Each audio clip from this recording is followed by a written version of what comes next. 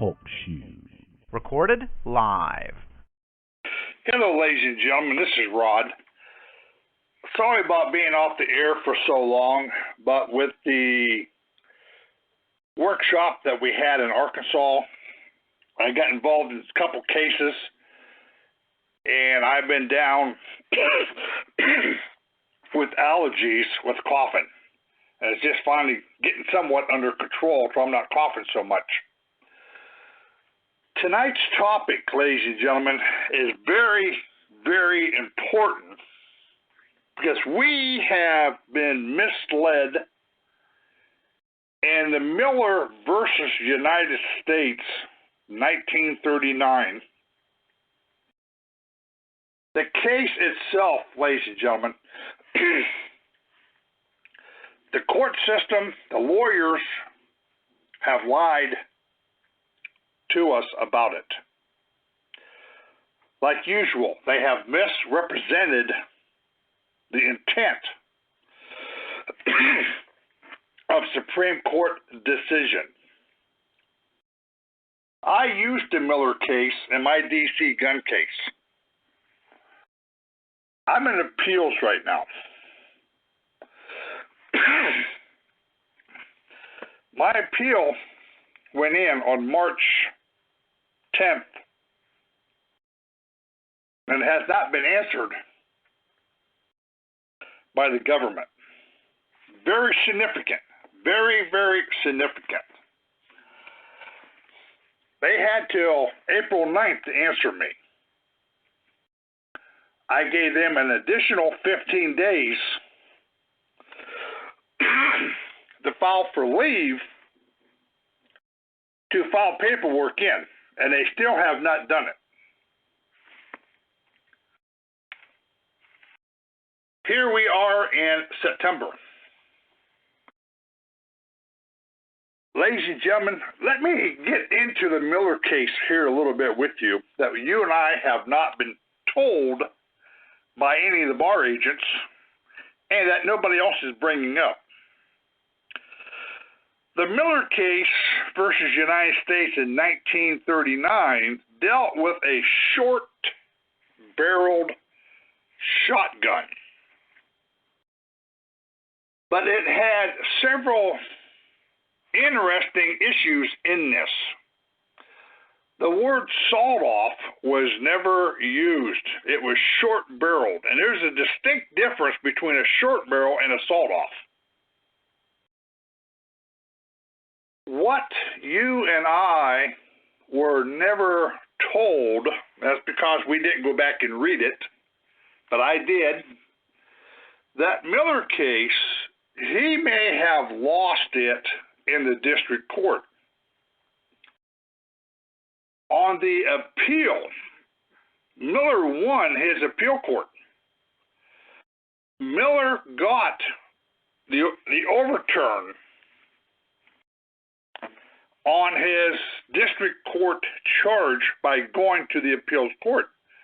This is something we was not aware of, is that he actually won the appeal. That Miller case had several things in it. One, in 1855, they brought a ruling in that the government had no obligation, had no duty, had no liability, had no responsibility to you and I to protect us. Supreme Court ruled, due to the fact that we had a Second Amendment, we, the government, did not have any duties whatsoever to protect its citizen whenever the Second Amendment was in full force and effect. This is something that you and I and we were never told by the system. This in itself, ladies and gentlemen, is very important. That the Supreme Court came back and ruled that the government had no obligation. And this was in 1855. This was the South versus Maryland, 59 U.S. 18. 1855. They ruled this back at that time.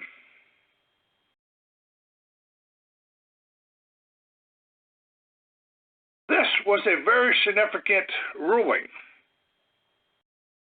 What also came out of this, ladies and gentlemen,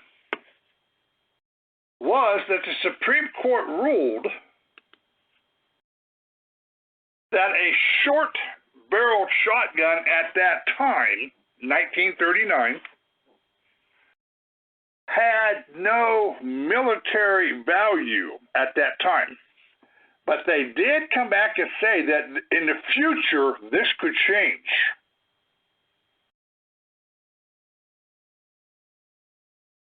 I want to remind you, those of the era of 1960 to 1973, Vietnam. Tunnel rats used pistols and short-barreled shotguns.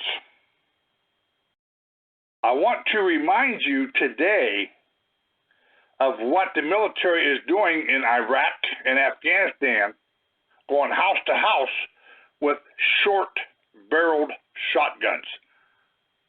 Not sawed off, short-barreled. Supreme Court ruled that short-barreled shotguns had no military value in 1939. That changed during Vietnam and during the present time of our military and police officers. They're no longer using a long-barreled shotgun. They're using short-barreled shotguns. Now remember, I'm not saying the word sawed off. Supreme Court didn't rule sawed off. It says short barrel. Miller won his appeal court. What happened here is that the government took it to the United States Supreme Court. Miller's attorney never showed up, never filed paperwork into the Supreme Court. Miller never filed paperwork into the Supreme Court. That ruling from the Supreme Court was on default because Miller never showed up. The Supreme Court could only rule on what was placed before it by the government and make its decision based off of government documentation. This is very significant, ladies and gentlemen. This is something we was never told about the Miller case. What this goes down to is what we're talking about here. I filed paperwork into the appeals court. The government never answered my paperwork. In like kind, in like manner, because Miller's attorney never filed paperwork in the Miller's case into the Supreme Court, the Supreme Court could only rule on what was before it. In the same fashion as what we put into the appeals court, because the government has defaulted, the government has not responded, the appeals court can only rule on documentation that I put before it.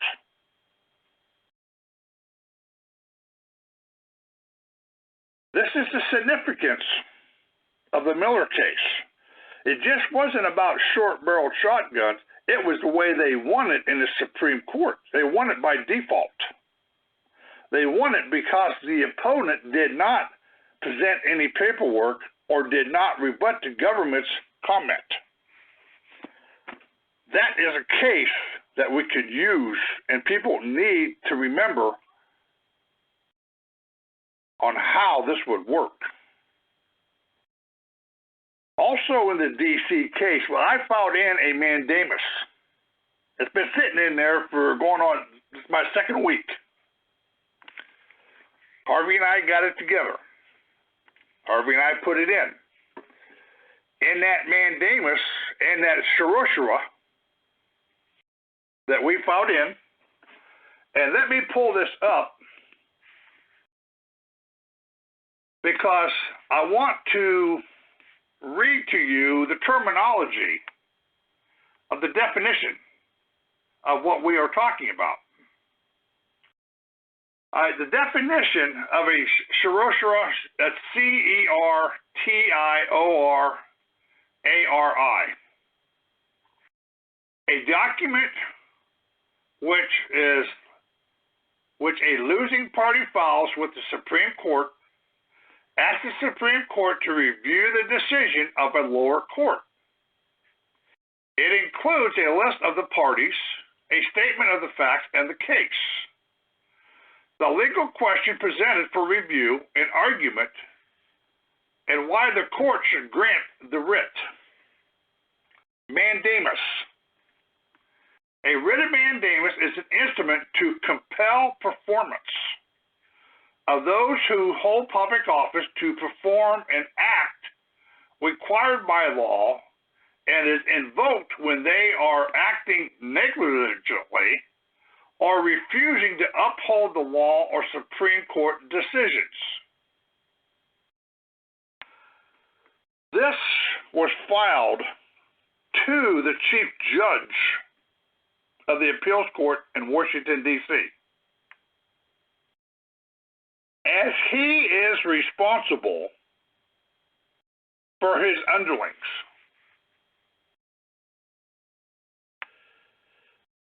One of the mandamuses that we put in is that we went through, Harvey and I wrote this thing out, we laid out the Miller case. Is that number one, it was the government that filed into the Supreme Court after Miller won his appeal. That is very significant. He won his appeal. The government took it to the Supreme Court, and Miller's attorney refused to show up. The second issue in the Miller's case is the fact that 1855 in that South versus Maryland is that the Supreme Court has ruled that the government has no obligation as far back as 1855 to protect you. That's what your Second Amendment rights is about, is protecting yourself. The third issue on this was that it was talking about a short-barreled shotgun. Wasn't talking about a rifle. Wasn't talking about a pistol. This is where the government came in and changed the language to the word firearm. This is how they did it, ladies and gentlemen, through this Miller case. But the Supreme Court has constantly ruled in this Miller case it had nothing to do with a rifle or pistol. It was only talking about short-barreled shotguns. Very significant. Second thing in the mandamus that we put in was the fact that the Heller case versus District of Columbia overturned the gun laws, and they were declared unconstitutional. It wasn't the fact that you had to keep them in the house. This was another lie created by the court system and the Bar Association. Same thing with that McDonald versus Chicago. It ruled the D.C. gun laws were unconstitutional. The Palmer versus District of Columbia that just happened here in 2014 sit down and supported the Heller case and the McDonald case that you are allowed to carry openly in the District of Columbia on your hip. You just cannot go into federal buildings with them. This is a significant issue here, ladies and gentlemen. This is very significant of what we're getting into and what we're talking about. other issue that we put in to this mandamus was the fact that the grand jury was lied to about case law. The grand jury was told by the lawyers and by the prosecutor that the Heller case and the McDonald case, that you can only have it in your house in certain rooms, or only in your house. They lied to them, because the Palmer case came back and proved that you were allowed to carry it on your hip.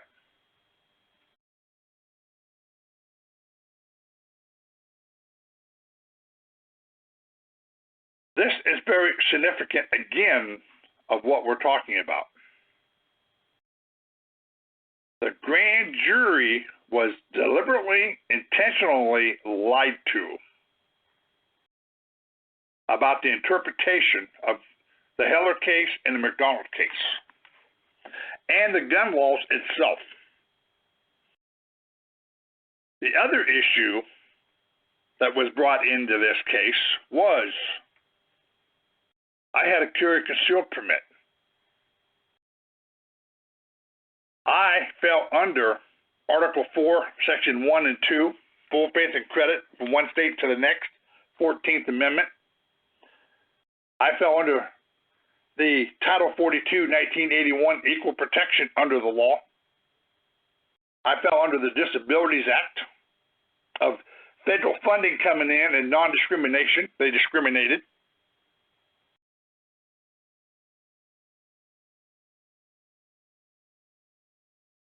The next issue is the fact that the prosecutor and the public defender, the lawyer, lied to the court.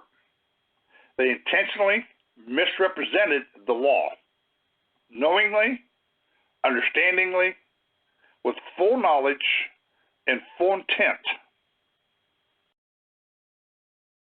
They perjured their oath.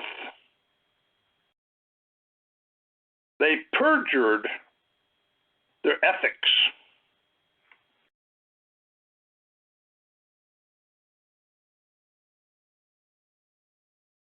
This is what's going on in D.C. right now. I had this mandamus filed into the judge's chamber, giving him an opportunity.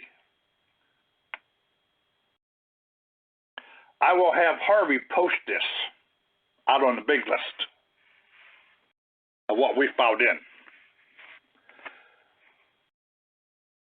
We also went back in and made the issue of remedy is that the clerk, by order of the judge, is to open up an account and deposit money into an account for me for damages.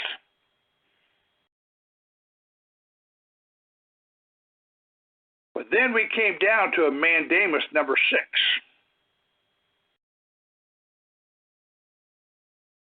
The first 5 mandamuses that we talked about the Miller case, about the Palmer case, about the jury being lied to, that's 3. The fact that I had a carry concealed permit, that's 4. The fact that the prosecutor and the lawyer lied through their teeth and perjured themselves, that's 5. There's 5 just reasons to have this case overturned. Now we're going to come down to number 6. The first 5 would be enough for them to have faith and walk out of this and save face with what they're doing. Number 6 is we went back and nailed them on their jurisdiction, that they didn't have it because it comes under comes under Title 50. We brought up the fact that they are under UN jurisdiction. They're no longer American citizens. We brought up about the bankruptcy. and we laid out the other side of this fraud.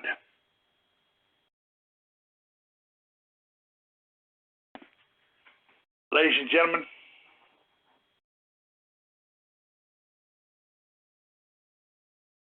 what I did in D.C. is expose, again, their corruption and wrongdoing of the court system.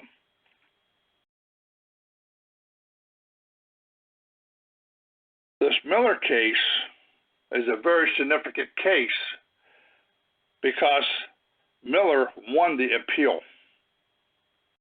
The government took it to the Supreme Court and Miller's attorney refused to show up. So therefore, Miller lost by default. The significance is the fact that the Supreme Court in 1855 in South versus Maryland ruled they have no obligation to protect you people. So it's up to us to protect ourselves. And they're trying to take away our gun rights.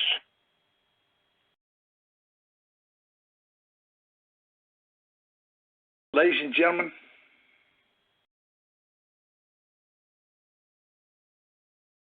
it is up to you to make a decision of where you stand and what you want. While we were in Arkansas, spent a week down there for PAGs. We're still looking for PAGs. I am going to be having a private seminar here this month. A lady out of Raleigh and Charlotte is setting up a private seminar.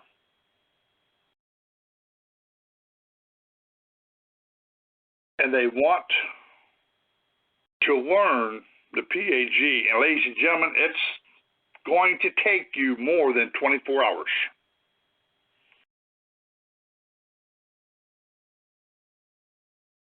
It takes time to be able to understand what you are up against, how to go back and fight it administratively, get into some of these cases like I did the Miller case, and bring some of this stuff out.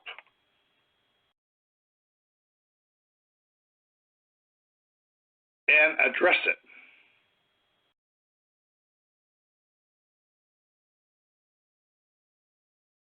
The significance of this D.C. case, ladies and gentlemen, is that the gun laws got overturned in Washington, D.C. They've got overturned as of July 2014. On April 9th or April 2nd, 2015, they definitely got changed permanently. Over. They had to answer my appeal by April 9th. Now, there is somebody out here that is claiming that they did everything for me and that I wasn't capable of doing it. Ladies and gentlemen, those that know me know better than that.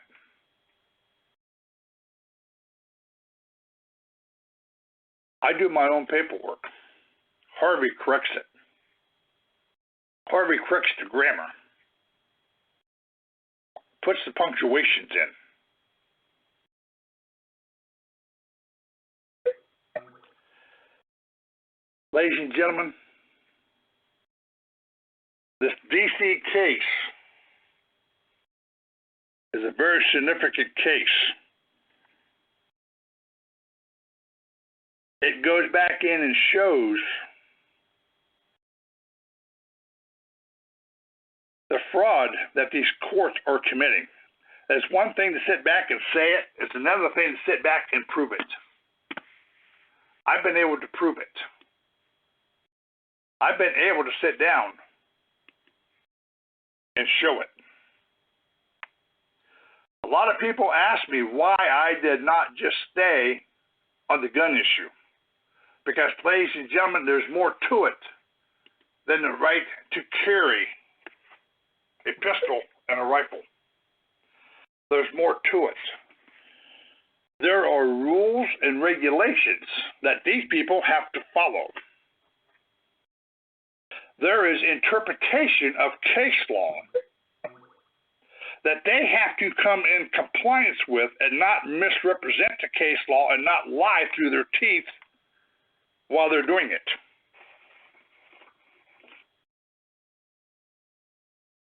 This was the significance of this DC case, of walking in and proving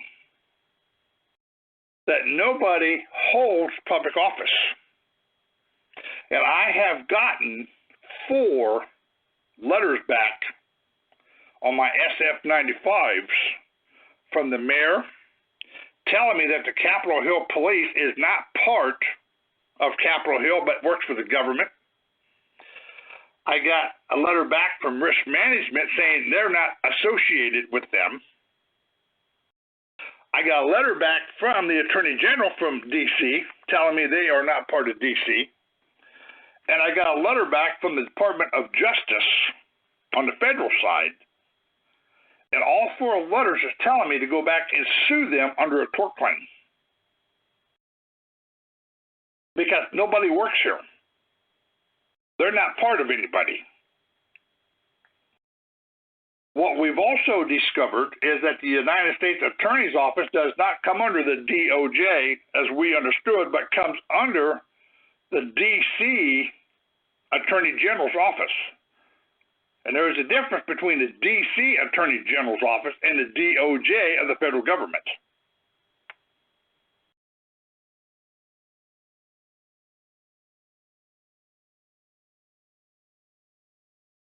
Ladies and gentlemen, the PAG side of this is how I came in to open this thing up for the people. Not for me, but for you all. This is why I came in as a third-party intervener into my own case and filed my own interference into this thing as a third party. This is why we listed that all-capital name as a ward of the state. We listed that all-capital name as a franchise to the government,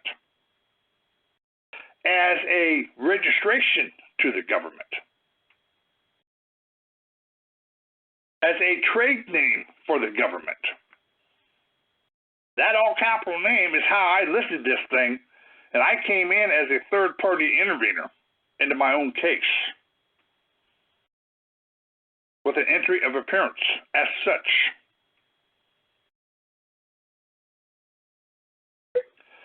We are looking for PAGs. I need to start training.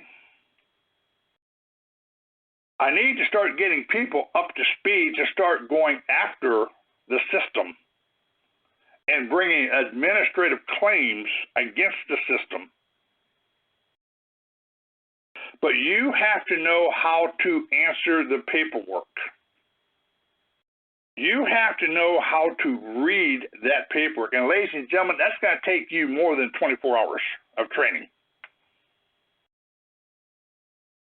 I've been doing this since 75. I've gotten heavily into this in 2001.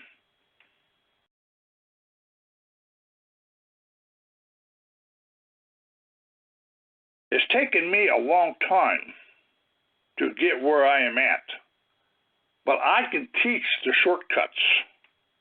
I can teach what I know.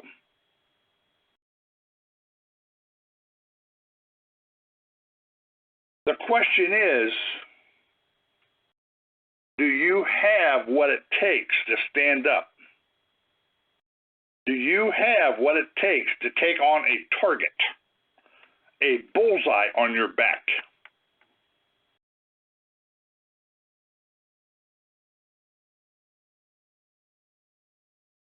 This is a very significant question that you need to ask yourself. Are you willing to be a target? What are you willing to sacrifice? I had 2 ladies here One had a granddaughter. The question was asked, if a police officer put a gun to your granddaughter's head and told you to back off on your paperwork, would you back off or he was going to shoot her? And she said, yes, I would. I said, that's the wrong answer.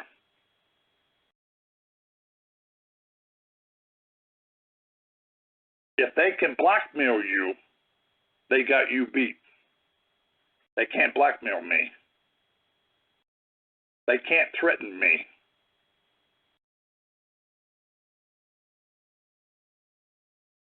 Ladies and gentlemen, we need people to start standing up. We need better education. We are not in here to fix individual problems. I am not out here teaching to fix an individual problem. I'm out here to teach how to fix the majority problem. Not one, but for all.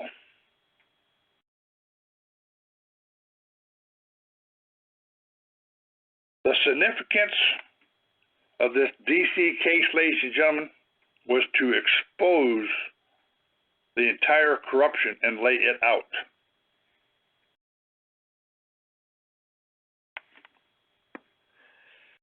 I do not have 3 appeal court judges working and looking over my case. I've got 17, all of them in the appeals court looking over my case, wondering how to get around me.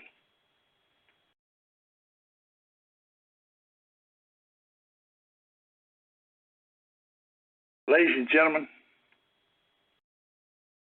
if what I did was insignificant, they would have dismissed this thing a long time ago. They haven't. They're sitting on it. They're trying to figure a way around it. They can't. You can't outthink the truth. You can't circumvent the truth the way it is laid out. Like I said, that Miller case was a very significant case. It's the fact that he won his appeal. He got beat in the Supreme Court because his attorney, he never showed up. So he won by default. That's how he got beat, was by default. Failure to show, failure to file in.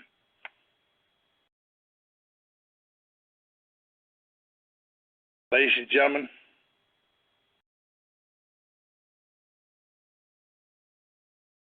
we are trying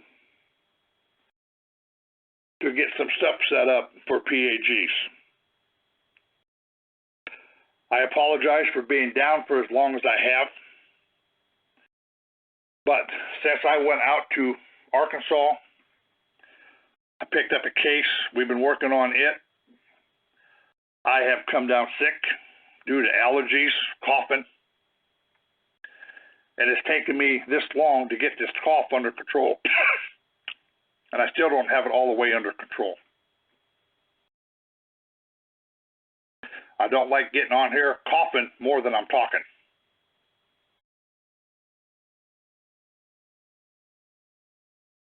But ladies and gentlemen, we need to start hammering. We need to start hammering them administratively. We need to be better knowledgeable. We need more PAGs. We need more bounty hunters. But you can't be a bounty hunter until you learn the PAG side.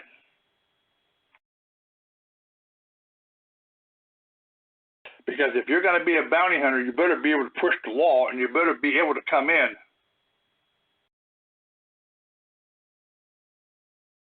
and push the issue. Who is Miller?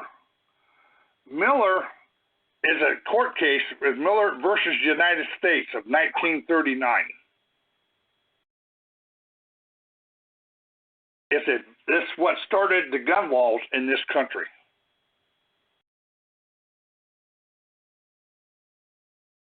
Very significant. Very significant. I am working on some other projects on the side. Carl and I will have a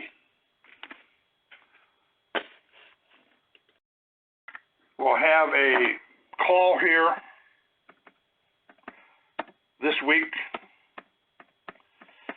and talk about the case that we are getting into.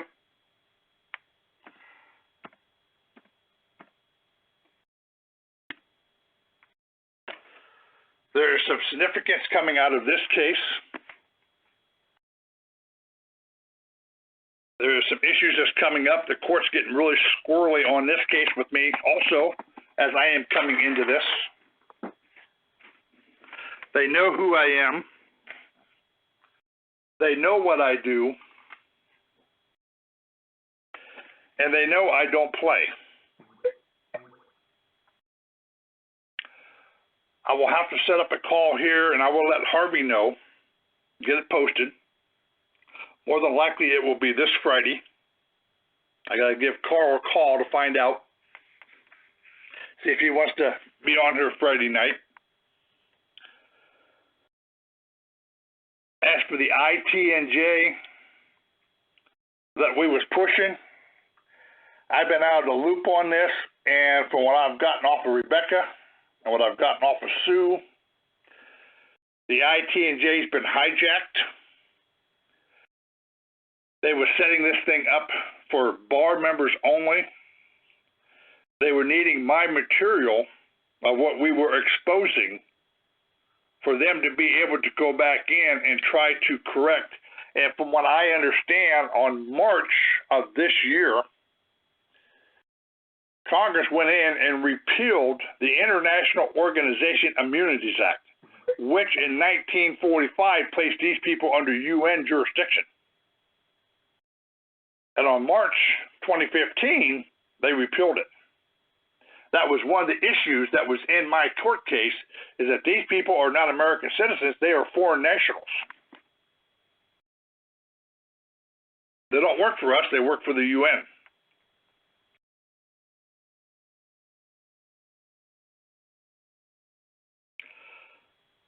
But ladies and gentlemen, I will be back on the air off and on. I will let Harvey know. I will start doing some more private calls once I get my voice back. So I ain't coughing. I am in a process of trying to get an office built and a shed built out in the backyard to where I have a place to put my law books, and to, when people come see me, I don't bring them into the house, but bring them back to the office and talk to them in the office. And work with them in the office and do some training back here in the office on PAGs. But ladies and gentlemen, I want to thank you for listening. Thank you for bearing with me. The case that we have, like I said, in Washington, D.C. is very, very significant because right now the appeals court is sitting on my paperwork.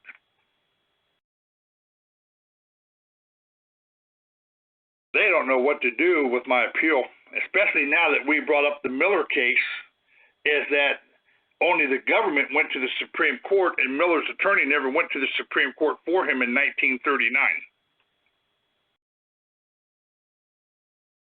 So that gun case that Miller lost in 1939, he didn't lose it because he won it in the appeals court, but because his attorney failed to show up in the Supreme Court, he lost it by default. And the government won it by default.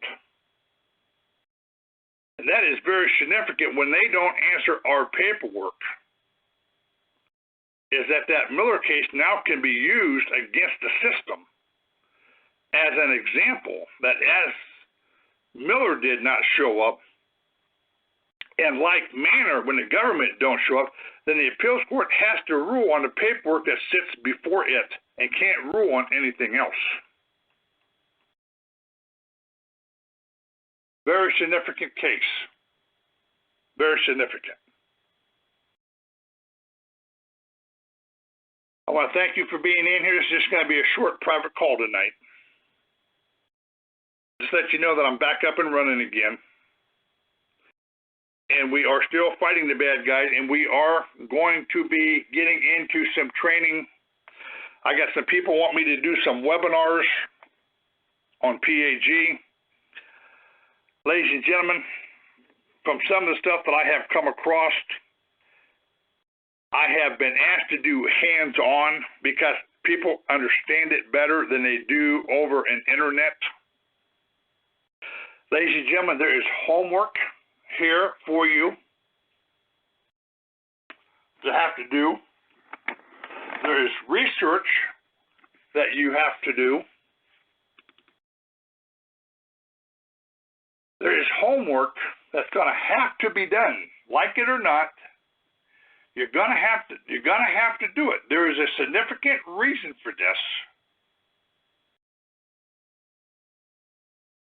Because if you're going to walk in and you're going to go head to head with these people, and you're going to want to argue with these people, it would be better that you know what you're talking about. It would be better that you have an understanding of what you are doing. This is part of what we are trying to educate on, ladies and gentlemen. This is part of what we're trying to get you educated on. We need to take back our country, and the way to take it back is through administrative procedures. Is that we know their rules, we know their job, and we know their language. This Miller case had nothing to do with a sawed-off shotgun. It says short barrel.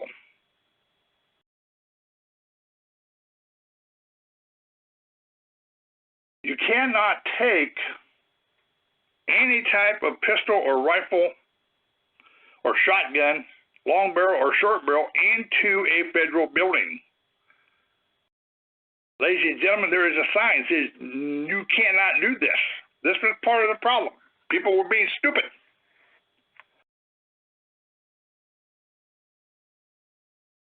The property itself has to be posted, not just the building. That's one of the issues under Title 18-930. Property had to be posted, and it was not posted.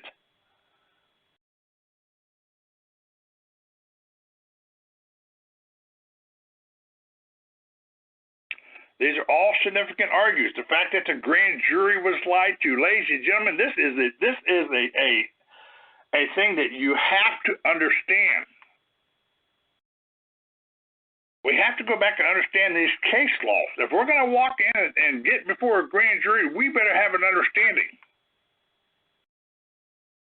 on how we can prosecute the prosecutor for misleading, misrepresenting, misconstruing, putting false information, misleading a grand jury and a judge.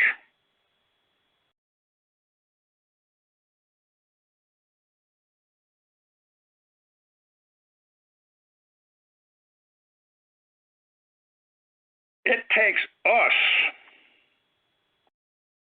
to be able to handle this. We are the enforcement.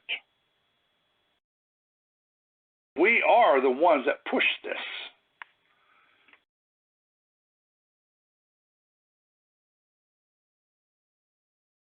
I've done something in D.C. that hasn't been done. Is expose their language, their rules, their own statutes, their own ethics violations.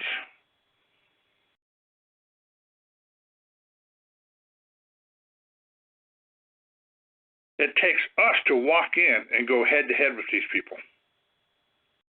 And let's do it administratively where we are the plaintiff. And we can bring charges through the plaintiff side of this thing. This is what being a PAG is all about. We got to have more answers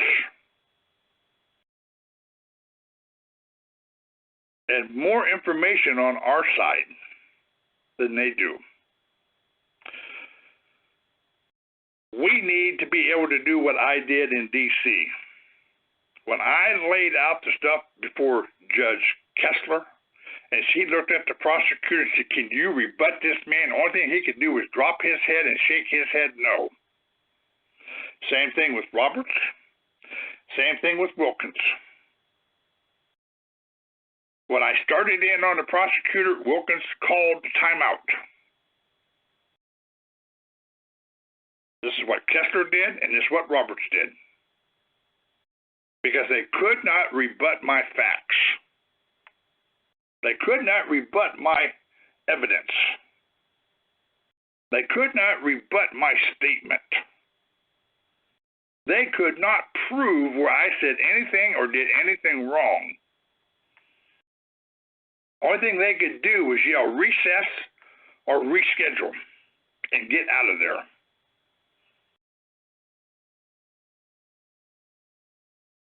You have to be able to talk. You have to know what you're talking about. Confidence comes from you knowing what you're talking about and not what you heard somebody else said. Is that you actually know it for yourself. That's why you have to know their rules, their regulations, their statutes, their codes. Why don't their codes apply to you? Why don't their statutes apply to you? What was the time history and period of time when they sit here and they didn't do their job right? All of this was put into the record. All this goes back to 1925. All this went back to 1935.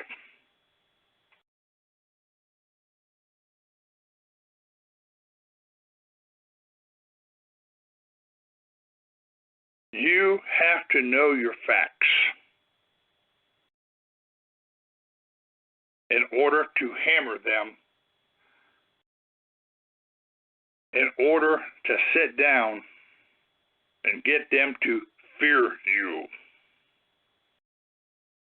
And this is why I'm sitting here saying, you want to be a PAG, or are you willing to take on a target? You willing to have a target put on your back? Are you willing to sacrifice and risk?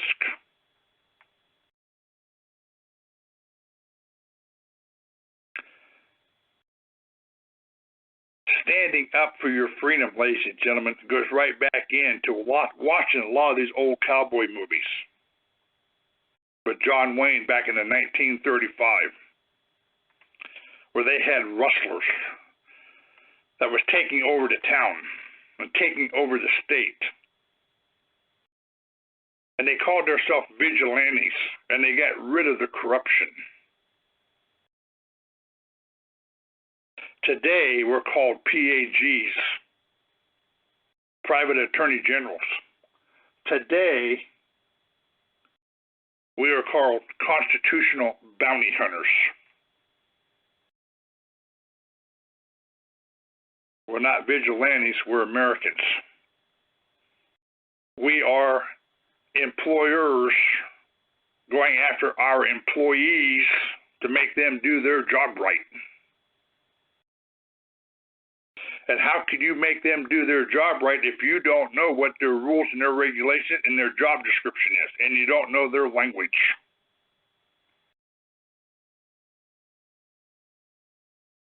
This is how I hammered them in D.C. This is how I hammered them in the administrative courts. This is why I've got the rulings that I've got in the administrative court that nobody works here. This is why on these SF-95s, they're throwing these people under the bus that they don't work here. They don't work for us.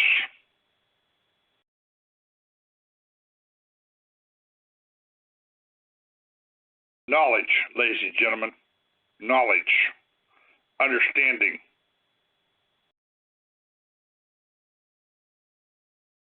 Well, I understand that they use guns. This is the purpose of the Second Amendment. This is why in this Miller versus United States in 1939, the Supreme Court went back and ruled the government has no duty and no obligation and no responsibility to protect you.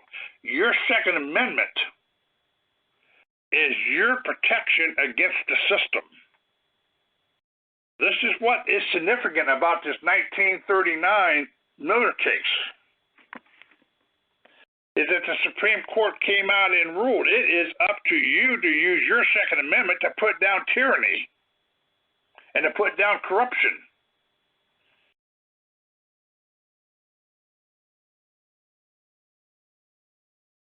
That's another one of the main issues that came out of this Miller versus United States of 1939.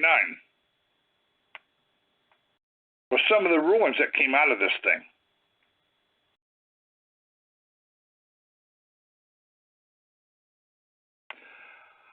All right, ladies and gentlemen, we've been on here about 50 minutes. Like I said, this is going to be a short call here tonight. I just wanted to do a private call that you know I'm still up and running. I've just been down with allergies and coughing.